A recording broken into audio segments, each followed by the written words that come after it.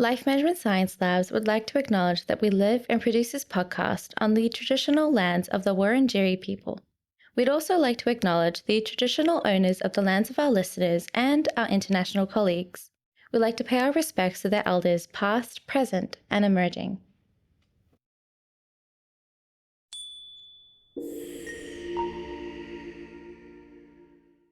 Hey everyone, and welcome to All Together, the Family Science Insights podcast, produced by Ellen Massell of the Life Management Science Labs. We are champions of life management science, providing structured insights informed by science and inspired by practice on key aspects of conscious living. Each week we bring you scientific and practical insights on each element, with the expert knowledge of professionals in the field. I'm your host, Dina Sargent. Let's get started. Hello and welcome back to the show. I'll be your host today. My name's Joanna. We are going to be examining approaches for shifting family dynamics across culture. I know that sounds a bit confusing right now, but we're going to be joined by sociology professor Deborah Cohan to help us unpack this. She is also the author of the memoir, Welcome to Wherever We Are, a memoir of family, caregiving, and redemption. Hi, Deborah. Welcome to the show. Hi, Joe. Thanks so much for having me. Appreciate being here. Yeah, thanks so much for being here. Before we dive in, I was wondering if you could tell us a bit more about your book. It sounds really interesting and it also sounds quite personal as well. Yes, sure. Happy to talk about it. I feel like when you write memoir, you really have to be willing to talk about these things that, for which you almost went naked in the streets, writing about these personal things. It's really a meditation on what we hold on to and what we let go of and how we remember other people and then how in turn we're remembered. It's really a book about caring for my father, who was at once very adoring and affectionate and loving towards me, and also terribly abusive, especially emotional abuse and financial abuse and verbal abuse. And the story is about reconciling those different issues of love and abuse, and also then dealing with caregiving for him, because in the last 8 years of his life, he was really not well. And I am an only child. So as an adult only child with divorced parents, and my dad had not remarried or anything, I was his caregiver. So I was really looking at these two complex issues of both of domestic violence, which I'm professionally versed in, and I've worked as a counselor for violent men, and I've worked with survivors of violence, and have taught about intimacy and violence for decades now. So steeped in that understanding and expertise of domestic violence, and also dealing with being in the throes of this intimacy with caregiving, I realized that, in the larger society, so many people are dealing with one or both of those things, but I was in a real position to be able to talk about the intersection of those two things in a particular way. And then I really kind of just developed the feeling throughout writing the book and then reflecting on it now that I just had a tremendous ethical responsibility, I guess you could say, to write it, because I had this knowledge of domestic violence and complicated family dynamics that so many people go through. I mean, and even if they don't go through issues with abuse and violence, the whole idea of complicated family dynamics and how that impacts any type of caregiving, that's hugely, central to the book. And then I think to so many people's lives, especially given shifting demographics. So I was hoping that in doing the book, it's really helpful to others as well. Yeah. And how did you find the courage to, lay it all out there for other people and share something that's so deeply personal? Yeah, I think, both of my parents were tremendously creative. They've both since died. They're both tremendously creative in different ways, in different mediums. And I guess I really felt like writing was something I loved to do.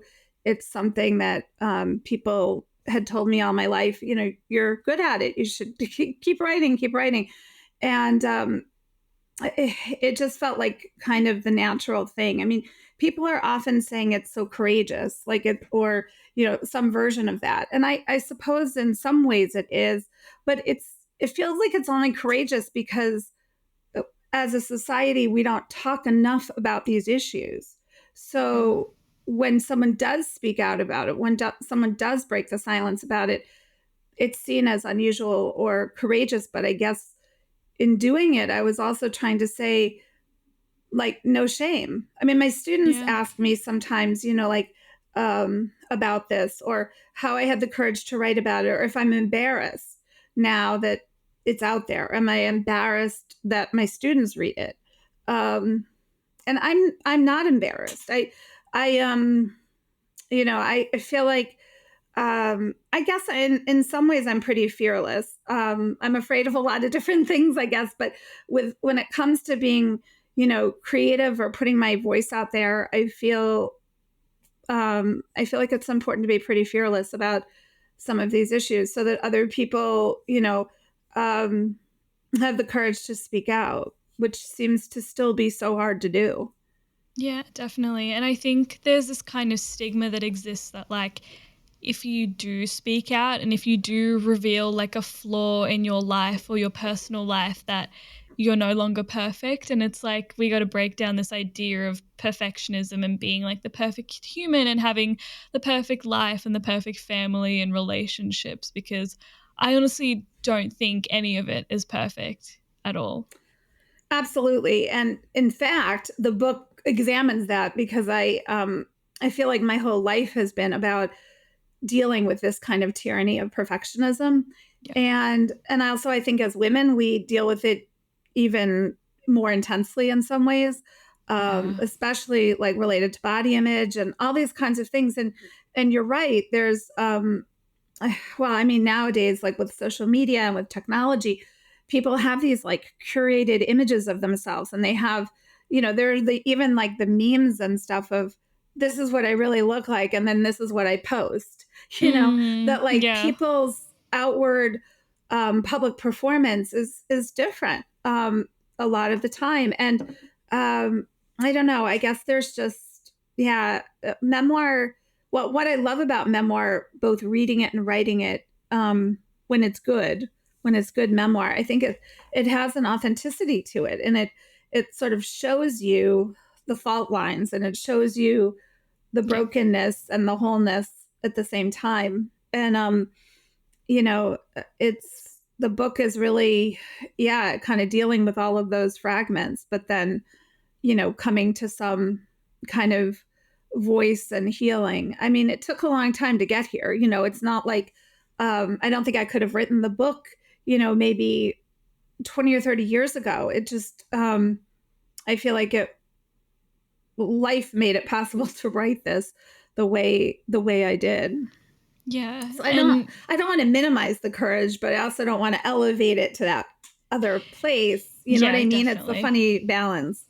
Yeah, exactly. And without like sounding too grim, I think it's so refreshing to read something so personal and when someone gives a part of themselves to the world, because I feel like it's so relatable. Even if you're not going through that exact same situation or you haven't experienced those things, it's still so like relatable in every way as well. Well, that's it. That's spot on. I mean, that's what I love about memoir is that, again, when it's good, it's a very particular, precise kind of story about one person's life. But then, we might not, have the same life experience at all. We live in different continents even, but it's almost like there might be ways in which the story is more generalizable, more universal, more relatable. And I guess, in my case, the book centers around what I told you it does. But the reality is that there's so many other pieces and parts to it, like around friendship and around marriage and remarriage and divorce and not having children and, um,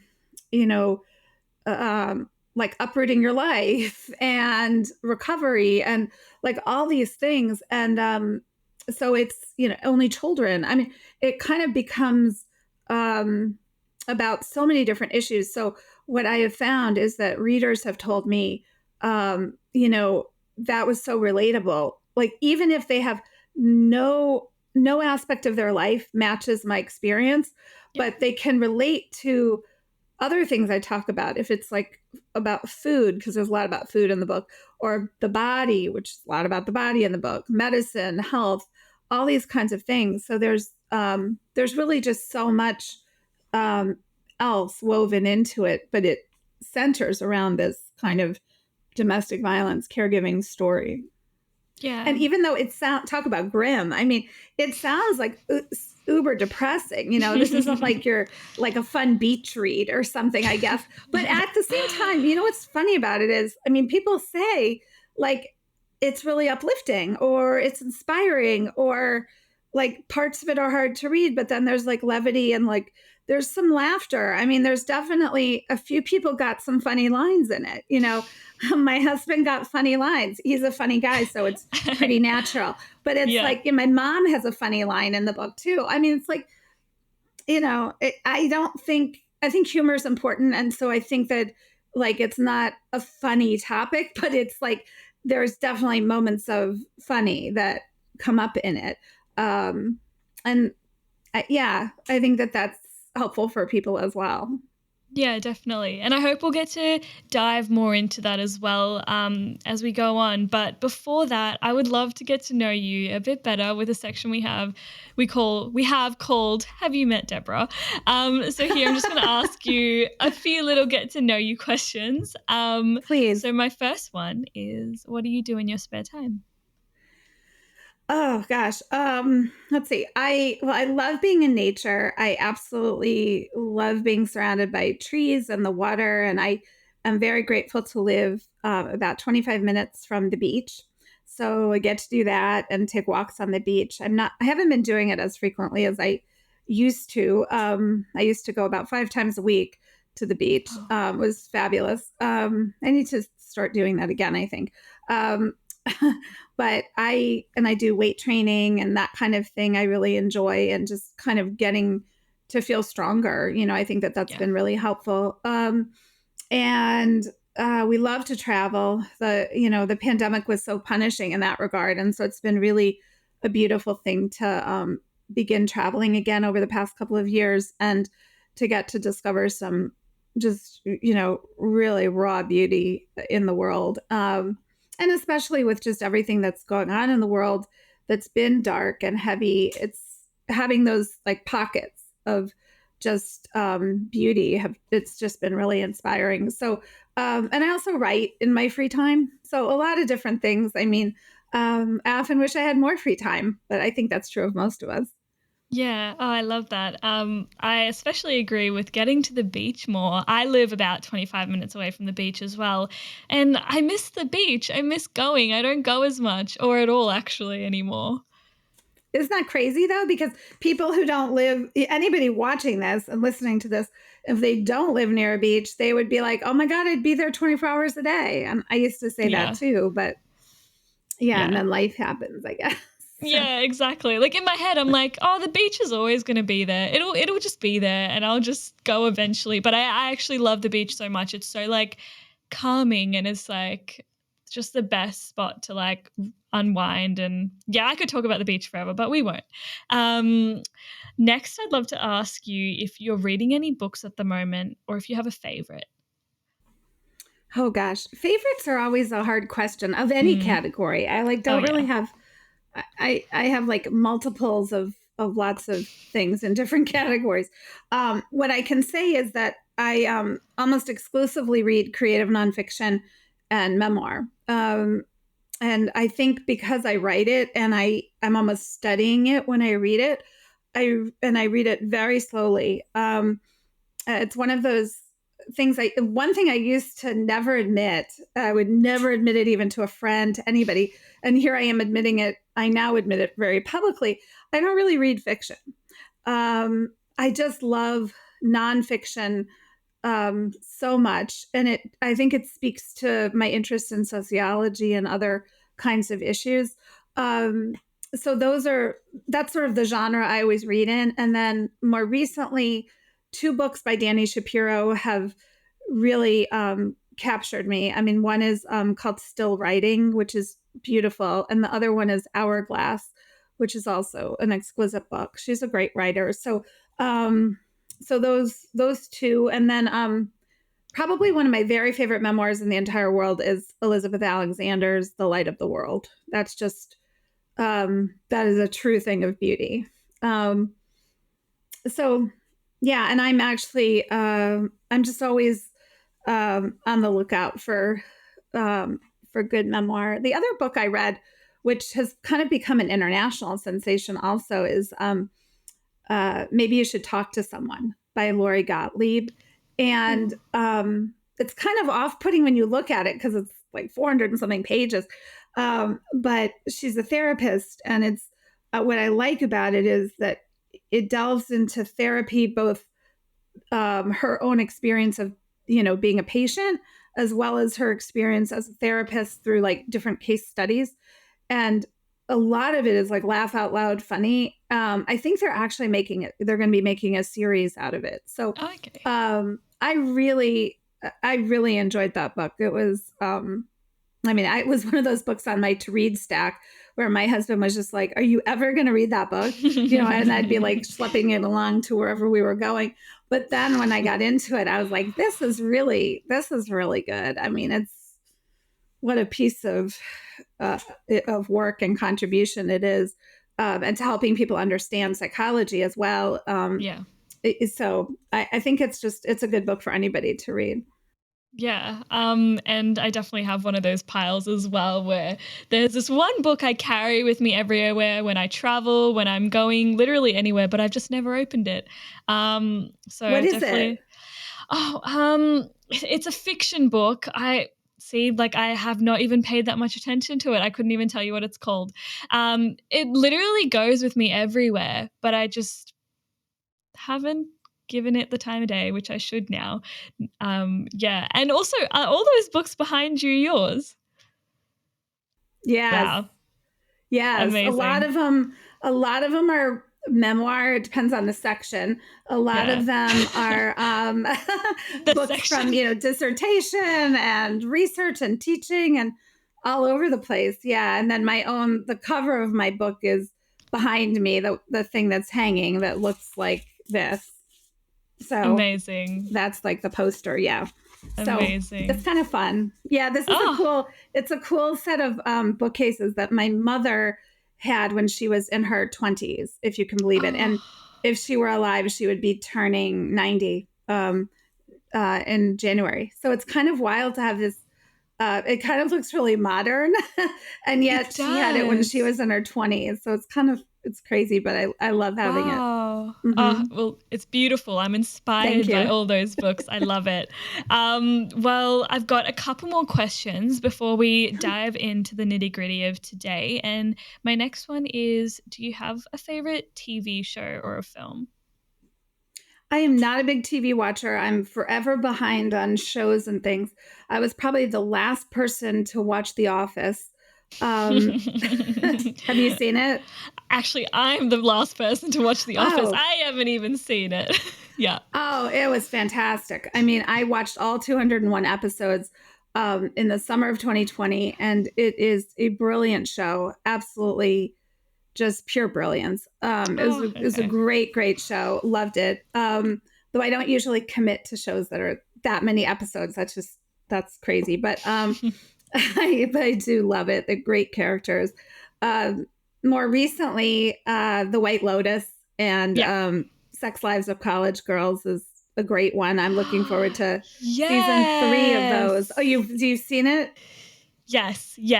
It's very so good, isn't it? Yeah. It's so good. Yes. Love that one. Yeah. Yeah. Well, it's fun. I mean, it's interesting also, isn't it? Like to live in totally different parts of the world and these things just, because it's all over. It's like you can have a conversation about the same show and stuff. I guess movie wise, two of my favorite movies in the world are wildly disturbing, and I actually teach using them. They're older now. One is called Monster with Charlize Theron, and one is called American History X. And both of those are just uh, really brilliant films. I also love documentaries. Yeah. Really, really love documentaries. And that's funny too, I guess. I was thinking about this, I love documentaries, I love poetry, and I love memoir. And I think there's some way in which they all relate for me, Mm. and kind of resonate together, and also with just my interest in sociology. Yeah, definitely. I think they all have like this commonality of the ability to be so like profoundly deep and like just have so much depth. You can like just get so far into those topics, which is really amazing. Yeah, exactly. And there's like piercing truth in all of it, Mm. in all those pieces. Like there's a documentary that one of the most brilliant ones I've ever seen, 51 Birch Street by Dud Block. And my goodness, I mean, that's like, really unlocking family secrets and things. And I just love those sorts of things that do that. And then just kind of they prompt us to reflect on ourselves and Yeah. say, like, oh, wow, okay, you sort of like puts a mirror on the society and puts a mirror on us as Yeah. individuals. Yeah, definitely. And I think what I love about documentaries or like movies based off of true stories is that they're so confronting as well. Sometimes to the point of just being like, oh, whoa, like I can't believe that's happened. And I recently rewatched the movie Till, about Emmett Till, and Oh, wow. yeah, it That would be was so intense. it was so intense, and I was like, "I don't know why I did this to myself again," because I just bawl my eyes out every time I watch that movie. But it was definitely a mirror on society, to say the least. But yeah, Yeah. Wow. yes. So I'm definitely with you on documentaries. But yeah, thank you so much for sharing all those recommendations with us and diving into that. I'd love to go into our topic for today. So, for starters, how would you describe family resilience and adaptability? Sure. So I think of them both as, coping mechanisms that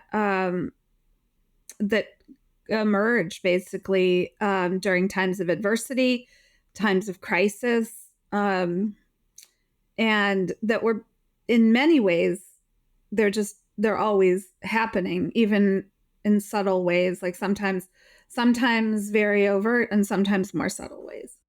Yeah. And what would be examples of some of those ways?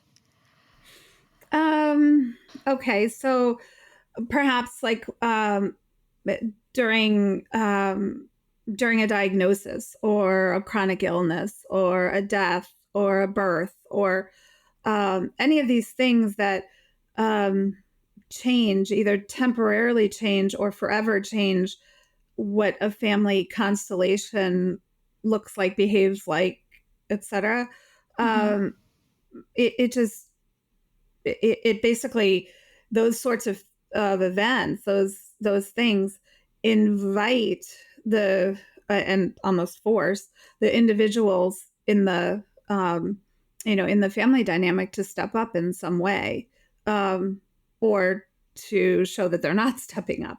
But Yeah. I mean, uh, yeah, I think we're always prompted um, to adapt or to find ways to be resilient. I think that's part of human nature to do that in the face of adversity and crisis. I mean, there's certainly ways in which we might get paralyzed or we might feel kind of stopped in our tracks, really. But overall, even those sorts of shocking things that happen in a family, um, often people then they do kind of assume new roles, they do adapt, they do um, get strong around them.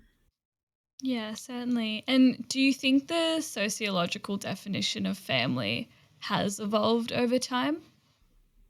Yeah, for sure. I mean, do you want me to sort of think about, helping viewers to define family? Would that be helpful? Like, Yeah, I think okay. that would. Yeah. Okay. So, I mean, I think of family as a social construction, as a social construct. And by that, I mean that, you know, we attach social significance, we attach meaning to, to certain people, to certain relationships, to certain arrangements. And we decide if they're family or not, right? Like you might have a friend who's very dear to you who you're not blood related to, but you've decided she's like a sister to you. Um, you've called her a sister, and that's a family term, but you've assigned this social significance and meaning and feeling and fondness to her that means if you have a sister, then you really are saying something by calling that other person that. And then if you don't have a sister, like in my case, I don't have a sister, but I have sister friends. I refer to some of my friends as sister friends. They sort of stand in as what I imagine a sister would be like. Yeah. So that's kind of what I mean by more of like a social construction. But I mean, family can be, and I think sociologists have helped us to see this, that family can be people that we're blood related to, that we're not blood related to, that we live together with, that we don't live with, that family can be married, family might not be married, family, essentially that family exists in a multiplicity of forms, in a variability, that there's so much variability to family forms and so much complexity to family forms. I think that that's kind of the big takeaway. And the other thing that I think sociologists certainly help us to think about related to family is that families connect. I mean, not only is family a social institution, but the family is connected to and affected by and also affects every other social institution, like religion or government or the educational system or the workplace or the media. That all of those are affected by family, and family affects all of those. And I think, it was actually, I think, an anthropologist who came up with the term fictive kin, but I think that that's also very relatable in terms of this whole idea that I was talking about of like, calling a family friend, like, an aunt or an uncle, when in fact there wasn't your parents' brother or sister or something, but just that very special relationship that's, that you really have a kinship with that person or that other family, and that's like real and deeply felt. So it's all to say that it could be these deep friendship circles. It could be, a birth family. It could be adoption. It could be foster family. That whole sort of thing. I mean, and I guess depending on one's individual circumstances and realities, their sense of family may be more or less expansive. I mean, mine is pretty expansive because I don't even have blood relatives who are alive. Like I don't have any more family, like quote family. So some people who are like one of like 8 kids and they have, family reunions every year and they've got like 55 cousins and all this kind of stuff. I mean, that is like completely a foreign concept to me, but they may have a very tight definition, a narrow definition in a way of family, because it might just be all of those people that they're very much related to. I guess when you do grow up as an only child, or if you don't have children or whatever, these kinds of things, I think you find yourself being resilient and adaptable to to really rethinking like what is family structure and how do I create it and make it for myself as well. Yeah, certainly. And I want to go back to something interesting you said at the beginning where you were like, sometimes you'll have a sister, but then you'll call someone else your sister as well. So does that say anything about your relationship with your actual sister or yourself? Or is that just like a thing we do now? That's a great question. I mean, certainly I think of friends who have, sisters or brothers where they'll say, like that they don't even have a relationship with that person, or maybe they've been Yeah. estranged. They don't even speak to that person. It's just like a really vile kind of relationship, or it's just not even a relationship. It's almost like a stranger, but they grew up in the same house when they were little, Yeah. and so I think sometimes, you hear them saying, well, you're more of a sister to me than my biological sister or something. Mm. Um, yeah, I mean, but I think other times people feel this kinship even when they do have a strong relationship with a sibling. But it Yeah. probably means something a little bit different when you don't have a great relationship with your sibling and are saying that.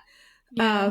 Or if you don't have a sibling, period, and are saying it, um, there's a sense of either like longing, yearning, knowing that there's this relationship that for whatever reason is unattainable because you either didn't Mm. have one growing up, or um or the person died, or it's a terrible relationship, and so you know I guess you assign that kind of label to someone with whom you feel that kind of special kinship. Yeah. And do you think different cultures see family differently? Absolutely. I think very much so. And I mean, certainly, in American culture, which is where I've lived my life, there's definitely a more individualistic stance, and certainly there's like among white families in the US, there's more of like people often just living on their own, or living with their own new constructed family. Whereas a lot of times, in other households, there's more multi-generational living.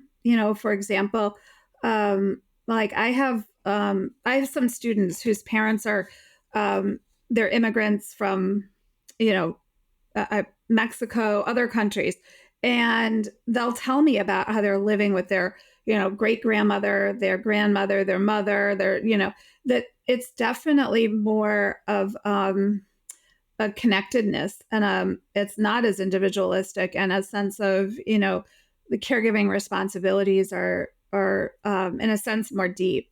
I mean, it reminds me a bit, back to a book that is a good book. Atul Gawande, he's a wonderful surgeon, physician who has written a lot about medicine, and his book on being mortal is, um, that is, or being mortal. I can't remember if it's on being mortal, or I think it might just be being mortal.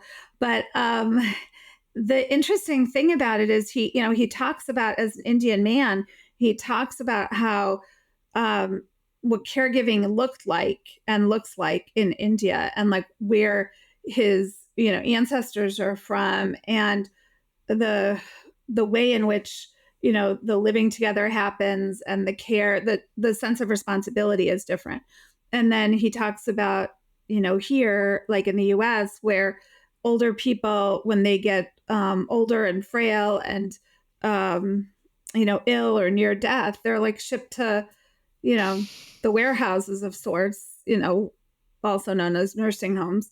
Yeah. And it's just a whole different way of thinking about care. But we have a terrible healthcare problem in this country, and we also have the problem of um, just the unpaid caregivers. So Yeah. that so much is offloaded, like for me, like so much offloaded to unpaid caregivers trying to juggle a million other things.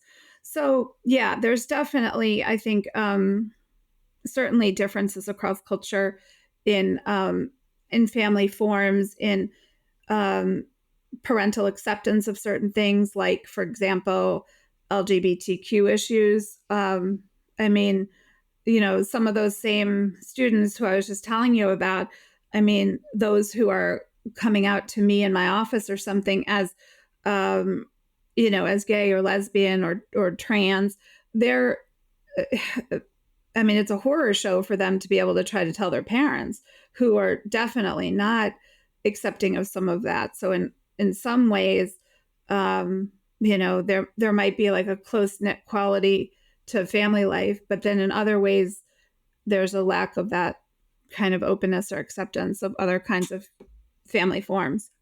Yeah. And I feel like growing up, like Melbourne, where I live, is very multicultural. And growing up in school, I've met so many people that come from different cultures and they've migrated to Melbourne. And I feel like there's a lot of comparison that goes on, especially when you're younger, because you might see a family and you're like, oh, that they're so perfect. They're so normal. And my family is so different. And we do things in very different ways and we see things very differently. So, especially for younger people growing up, learning about their family, getting accustomed to like what their family is and what they value, how do you stop yourself from like being so envious of other people's families? Because you never really know like what's going on. Like, for example, you said you might have a really close-knit family, the intergenerational aspect, but they might not be very accepting of certain other things. Yeah. Yeah. I mean, I think it's just this again, there's like a human nature component to some of our comparisons and our sense of inadequacy, but then, and comparing ourselves to what others have, or, that their family looks perfect or whatever it might be. And it never really assists us. It's not, I mean, it's so helpful to kind of remember that, I mean, in a way, if you were to think about all of your friends, all of your, the people in your life, and someone said, well, you can take all of their, you can toss in your life, toss in your problems, and you're going to take someone else's. Would you? I mean, you probably, I mean, I wouldn't actually. As much as I might envy certain aspects of different people's, lives or arrangements or something, when it's all said and done, it's like, I like my own life. Yeah. Which is kind of an interesting thing. And I think a lot of people feel that way, even though we spend a lot of time, endlessly comparing ourselves or feeling like we or our families don't quite measure up. And so, Yeah. and I feel like, in a way though, I don't know that I could even answer the question as fairly as maybe another guest that you might have, because I feel like this was something I dealt with when I was very little. So, like, for example, in elementary school, I was born in 1969. And in elementary school, like in the 70s, the teacher would often ask, like, well, how many sisters and brothers do you have? Like asking the class, and people would be raising their hand. And then I was that like precocious little kid who was like, the question isn't, how many brothers and sisters do you have, but do you have any brothers or sisters? Like, I knew that the question wasn't right. And even at that young age, the reason the question wasn't right was because it didn't fit what I knew. But I also think there was some wisdom in the fact that I like forced teachers to rethink how they ask that, because it is sort of like, okay, no, I mean, so, or, then I think back to also my, one of my childhood best friends who lived a few doors down from us. And, she had several brothers, and, when they misbehaved or the parents didn't like something that they did, I mean, they had their mouths washed out with soap, and there was a whole lot of family violence going on there. And then sometimes I would tell my mom what was going on, and but it's interesting because then when my dad was, verbally abusive or did something that was really nasty, she did try to tell me as a kid, what your dad is doing is no less abusive than what's going on in that other house. It's just in that house, it was more physical. And she tried to, I think at a young age, help me understand that there was like this continuum of this that I couldn't have made sense of otherwise. But that was a complicated thing. But my point just is that, to other people, and especially growing up in kind of an upper middle class suburb that I did outside of Cleveland, Ohio, in the United States. It was like there was such a gilded community. There was just this sense of perfection, like you're saying. And so now, though, as adults, and like a lot of us are connected on social media and stuff, it's just interesting to see. Well, if it's like peeling an onion, I guess, but like behind closed doors, there was a lot more going on in terms of like addiction or family violence or suicide or all sorts of things. And you can think, oh, that kid or that family or whatever has it all, but not at all. So, in your opinion, what makes for resilience in a family, especially in the face of adversity? Sure. That's a great question. I would say, definitely openness is a huge piece. Openness and acceptance and understanding and communication for sure. But I think, I'll give you an example, as it's almost maybe easier through an example. Because this is where it takes people, as I say, really having an openness or having the desire to really think, reflect, and learn about something that they might not have planned to. So I'm thinking about a former student of mine who took about, I don't know, 5 classes with me or something. In the first class, the student was a freshman and had a very feminine sounding name.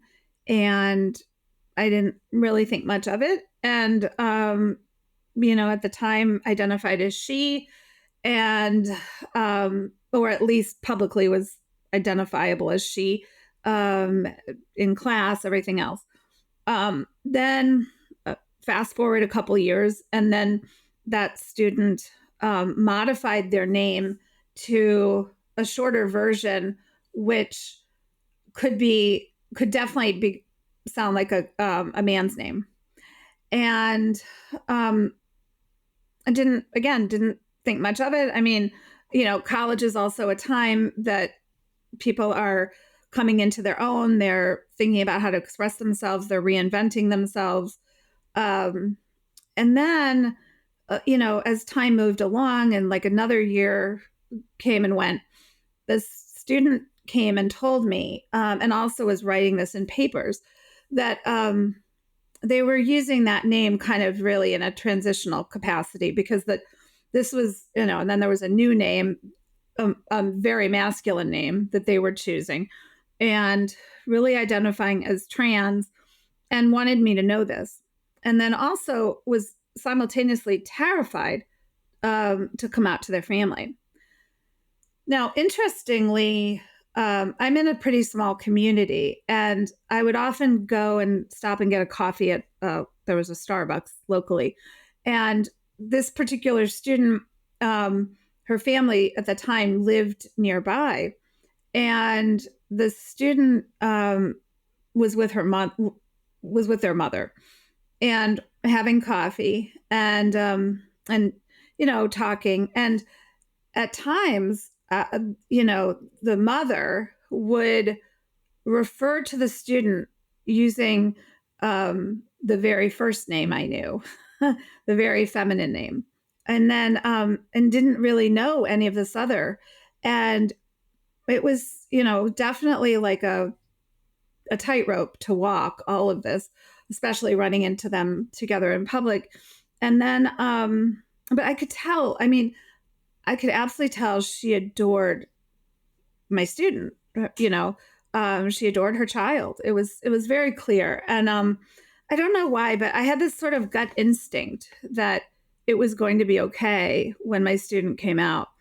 And it turns out it was. And but this is because this particular mother and father, I should say, because they're both very, very loving and really did all the work. They did a lot of hard work to learn about this, to understand it. Like they understood when, you know, well, they understood when their child was identifying as gay. That was sort of somewhat more understandable to them. But trans was like a whole foreign country. And, you know, I think it was really hard for them at first. But I think what became much more difficult was dealing with some of the issues with the grandparents and, you know, and helping people understand this who, you know, didn't come of age at a time when these things were talked about the way that they are now. And so, you know, this was sort of like a more beautiful kind of coming out story.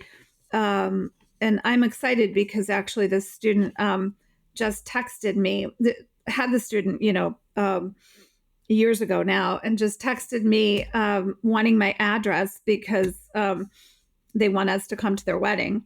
And it was really cool. It was, first of all, it's a huge honor to be invited to weddings of former students. And that's happened to me a lot of times. And it really is special to me. But there's something about this one that I have more goosebumps about because it just feels like the process by which it took for him to get to identify as a man in the world and, you know, to marry, to do all this. It's just a really beautiful thing. And so, but it's also really beautiful that the parents are, you know, that they were resilient and adaptable enough to, that like love really conquered in this situation. And it's almost like, you know, they weren't going to lose their child over and their relationship over this. It was like they had to, you know, it wasn't like he wasn't going to change. Like he's who he is. He just was in a body for so long that didn't match what he felt about himself. And, you know, it was like it was incumbent upon them to make the change. So I do want to clarify something. Like when I said earlier that resilience and adaptability emerge when there's something, you know, some kind of adversity or crisis. I mean, in this case, I mean, coming out it's not necessarily a crisis or adversity in like any negative way, but it's a kind of a form of a crisis of disclosure of what's going to happen when I tell this secret. The secret could be the coming out. Its secret could be sexual abuse. The secret could be all kinds of different things that are unearthed in families, mental health issues, whatever it is. So it seems like, you know, openness, acceptance, and a willingness to get educated about what you don't understand and to get curious about it so that you can have the kind of relationship with your loved ones that you want to have. I mean, I think that's really, really huge. Yeah, definitely. And that was such a beautiful story you shared as well. And I love that it had a happy ending. It's so nice when that happens. I love hearing about it. Is there a practice? Yeah. And is there a practice that you would recommend for families to help maintain their resilience and adaptability? Or if they don't have as much of that, how can they tap more into resilience and adaptability? Sure. Gosh, there's so many different things, but I mean, I think something that's really sorely missing these days in our I don't know if it feels like it's missing there where you are, but I certainly feel it missing here is curiosity, like a real deep sense of curiosity and openness. And because I think that the more curious people are and the more interested they are in understanding more about other people and themselves and their place in the world, the more they have the capacity to be more open and to, to just creatively think more about what's happening. And it really does seem like a quality that has kind of, almost evaporated in so many spaces, where people are just kind of believing everything they think or everything that they see on social media, and not really critically analyzing things and not bringing that curiosity. And I do think that that's a huge piece, because when we want to learn something about the people we love, we want to know something else about them, or we understand that they're different, they're growing, they're evolving, and we want to know, either as their child, as the parent, as the sibling, whatever. I think that really just that kind of curiosity and open communication can really serve us well. But it kind of comes back to a habit that I think is also lost in many cases, which is reading.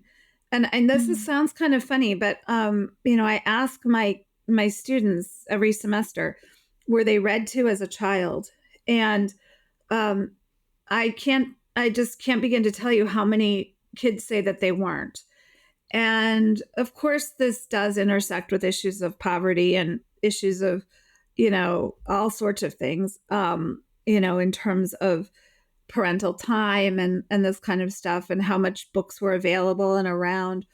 But I do think that there's something to be said for reading to children. I mean, we know that it has great outcomes, but it also creates a space where you teach a child to find that the world is bigger than themselves, and that also that it's worth getting into someone else's experience. Like, the book transports you to another life, another world, or whatever, and gives you the space and the mechanism to imagine things anew. And that is something that serves people well when they're dealing with a hard moment or a crisis of some sort. Is just so it's not.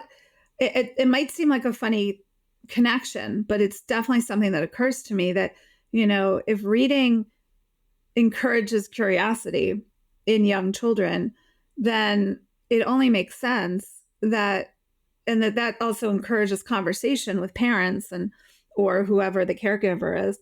That all of that really supports us later for dealing with hard times in families, or challenging times, or times that kind of rock the boat a bit for what the family structure is like.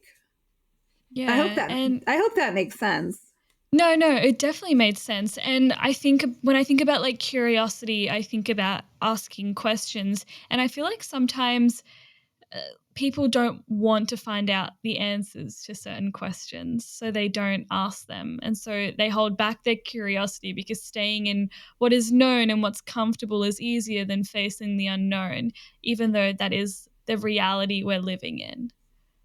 Oh, absolutely. Absolutely. I mean, yeah. And also, so many family and relationship related issues are like cloaked in so much shame and secrecy and stigma and silence and stuff. So it really is like, it's like we need more about, in our schools. I think we need more about relationships. I mean, I created a class. It's now becoming an actual class in our curriculum called Love and Intimacy, because I realize, like, students tell me over and over again, they don't say it exactly like this, but it's everything they say could be captured in this, what I'm about to say, which is like, they don't know how to be in relationship. It's like they're really not sure how to exist in relationships with each other, with themselves. And of course, I mean, that's very common. It's a little bit more exacerbated now, I think, given technology and things, than it might have been years ago. But yes, I think that the more we create spaces, either, like, as I say, through reading to children, through classes, through other kinds of, through other spaces, that, that there's just alternative worlds to imagine, and that there's different ways that they can think about their lives and their families, and be willing to ask questions and receive feedback and things like that. I mean, I think about, there's just so many people I've encountered in my life who did not grow up in a family where there was like open communication about things. It could be about sexuality. It could be about sexual behavior. It could be about, trauma. It could be family secrets, all this kind of stuff. But I feel like if we were all raised in environments and exposed to spaces that sort of chipped away at a lot of that, we would be able to talk about it a little bit more easily. Because there's other stuff people talk about very freely. Yeah. But the things that are like the most heart-centered and the most core are often the very things that we don't know how to talk about. It's like no wonder why people have such a hard time relating to each other and communicating in the world, Yeah. And I think that's why they say that like the best way to build a connection with someone is to tell them something about yourself that no one else knows, or like be really vulnerable, or try make that really like empathetic connection, because it's like by sharing something super vulnerable, you're kind of establishing this sort of trust and this sort of like line of communication where it's like, you can tell me one thing, I can tell you one thing. And I feel like that's so like sadly rare to come about these days, Yeah, absolutely. Absolutely. And it's also made harder, I think, for men in many ways as well, that that there's all kinds of like masculine ideals that still persist around, not being as vulnerable, or not crying, or not sharing, or kind of sucking it up, or just having a very just very few emotions, like where the emotional range is it's a lot wider for women than for men.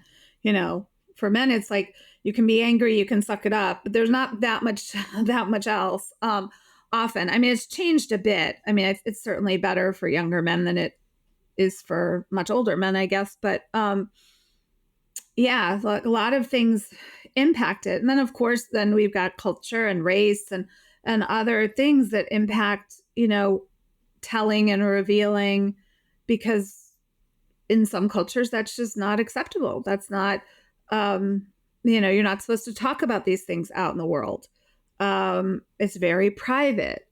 So that's the other issue. Yeah, definitely. And thank you so much, Deborah, for sharing all of that with us. I'd love to round off with our open mic section. And I know you have a little bit to read to us from your book, so I definitely love to hear that. Sure, I'd be happy to. So I am going to share with you a section from the book. This is the book for people who want to see this. And the chapter is The Gold Pen. And in this piece that I'm reading, I guess I'll just sort of contextualize it really briefly to say that the chapter is called The Gold Pen because I was essentially very tethered to this gold pen that my father used to write copy, because he was an advertising executive. And I really, I wanted this pen. I wanted to make sure I had it. And I lost it when I moved here. So it was like devastating to me to have lost this tool that he used to be creative. And I value creativity above almost everything else in the world, creativity and curiosity. But this piece is actually, it exists in the book exactly as I wrote it in field notes at Wow. his hospital bed, like at the nursing home, because I went to see him in the spring of 2009, and then as he was taking a nap, I just started scribbling, and this is what came out. So I'm going to just share this part with you also because it's so raw and in the moment, in terms of caregiving and in terms of just thinking about what it's like to have an aging and a parent who's really deteriorating. So I watch you as you sleep, not unlike you probably watched me as I slept, as a newborn baby and as a young girl, in wonder, in awe, in calm, and in worry. A parent watches a child sleep with anticipation of a future. An adult child watches a sick parent sleep with a sense of the past. You are finally still and quiet. You, a man who I know is chaotic and loud. We rest in this calm as you fall in and out of slumber and as I grade papers. I need to study your face, memorize it, as I know I'll need it one day. Yet the you now is not the you I want to remember. In a few days, I'll be back with over 100 students, giving lectures, attending meetings, going to a concert, a lunch with a friend, a performance of the vagina monologues. And in my week ahead, I worry about being too busy, about running from one activity to the next, breathless. Yet one day, Daddy, you did this too, right? How would you restructure those days now? What did you hope for? What do you hope for now? With your tongue half out of your mouth, you resemble a little boy with Down syndrome. You look tired, though I can't tell if you're tired of this life. Yesterday, I brought you coffee from Caribou with one of their napkins that made a jab at Starbucks that said, quote, "Our coffee is smooth and fresh because burnt and bitter were already taken." Whenever I see great lines and logos, I think of you. Your creativity still shines through as we leaf through Metropolitan Home magazine and marvel at minimalist spaces. Your stained maroon sweatpants are pulled up halfway toward your chest, and your stomach looks distended. Earlier today, I saw as you put imaginary pills to your mouth with your fingers, something that I assumed to be a self-soothing ritual you performed after the nurse told you it was not yet time for more medication. Being in Cleveland, I'm surrounded by childhood friends, hanging out with their fathers, younger men than you, in their 60s and early 70s, robust, athletic, energetic men, vigorously playing tennis and golf, working, traveling, and chasing after their dreams, not figments of their imaginations in thin air. Oh, Daddy. Your eyes open suddenly and you ask, "What are you writing?" I quickly respond, "Oh, nothing. It's just for school." However, writing about my dad in front of my dad seemed like a profound act of betrayal. It also felt mean. As I see it now, it helped me grieve and let go. Contained in a tight, unattractive physical space with my dad, enmeshed in his care in ways I probably should have never been, I was writing to untangle a knotty family narrative, to finally record and understand my experience as my own. By writing in front of him, I think something else happened that was necessary. I came to realize that all we had to give to each other was space, psychic space. Most importantly, I needed to give him space and quiet to eventually die. My dad's almost 8 years of debilitating illness made me grasp his final inability to help and guide me, and that gave me the space I needed to dream of what I wanted to do. Though he helped me and was involved in most major decisions I had made in my life, dementia forced him to check out, but it also forced me to check in with how well I was writing my own life. Wow.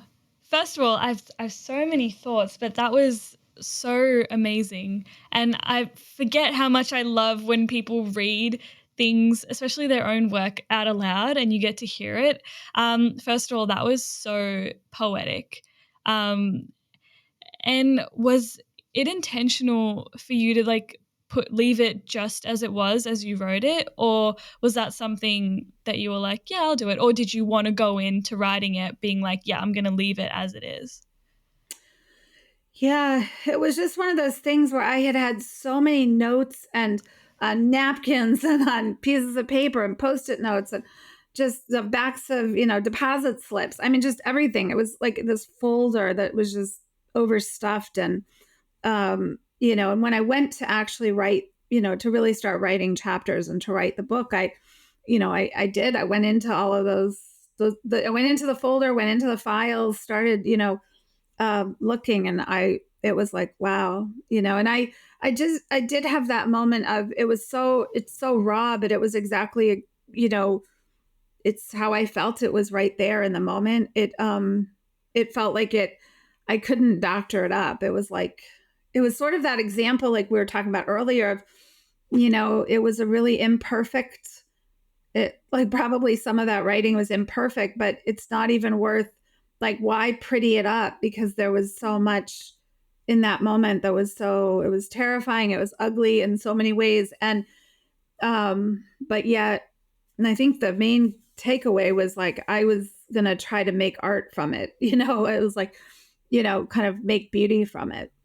Yeah, and it sounds like so painful, but I'm glad that you were able to make it into something so lyrical at the same time. It's so beautiful. And you're such a great storyteller as well, Deborah. So Oh thank you my so God. much. Thank you Thank for you. sharing that.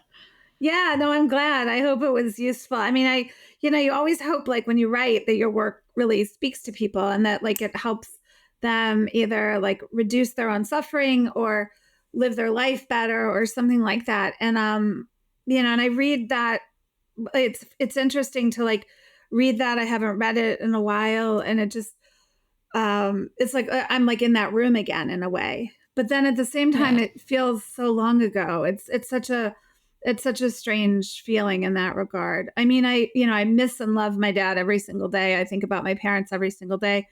Um, and it's more like, you know, there's so many ways in which the circumstances of their lives forced me to certainly adapt and be resilient. And, in the same way that probably my birth forced them to adapt and change too. Like, it's like happy things, sad things, everything in between, kind of gets us to change and grow and all of that. So, no, I feel like it's, in many, many ways, some of the tragedy at the end of their lives, it did invite a kind of, for me, resilience and adaptability that has changed my life profoundly for the better, actually. Yeah. And I'm so glad to hear that. And I'm so glad we've had this discussion and it felt so special, especially with you reading that to us. So thank you so, so much, Deborah. Um, this brings us to the end of today. I honestly could just keep asking you more questions about your book or have you read all of it to me, honestly. It was amazing. Thank you so much. If you ever turn that into an audiobook, I will be on It it. is. So it's an audiobook? It's an Oh, audiobook, and I have the world's best audio narrator, Colleen Marlowe. So it's not me, but okay. she is really awesome. And, like I said to her one time when we talked on the phone, and I got to choose 3 different people, and I Yeah. picked her. And I said to her, I'm like, if you're good enough for Angela Davis and Joyce Carol Oates and all these different people, I'm like, you're good enough for me. But I mean, it was like, she's got a really, she talk about lyrical. I mean, it's really a trippy thing to listen to your own book. Oh yeah, I Because can imagine.